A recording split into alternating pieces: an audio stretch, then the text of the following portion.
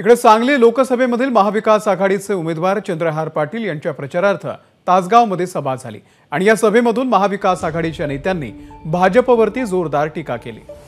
आघाडी एकत्रित असली की काहीही होऊ शकतं असा आम्हा सगळ्यांचा विश्वास आहे। त्यामुळे एकसंघ आघाडी जर लढली तर महाराष्ट्रात नाही देशात कुठल्याही मतदारसंघामध्ये भारतीय जनता पक्ष आणि त्यांचे मित्र पक्ष यांना 37% मतदार 19 साली मतदान झालेलं आणि उरलेल्या सर्व पक्षांना 63% झालेलं।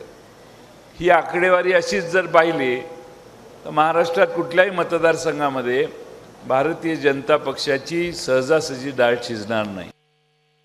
नेते काही म्हणत लोकांनी ठरवलंय महाविकास आघाडीच्या उमेदवाराला यावेळेला पुढे पाठवायचे। नेत्यांचं ऐकायचं मनस्थितीमध्ये कोणी नाही आहेत।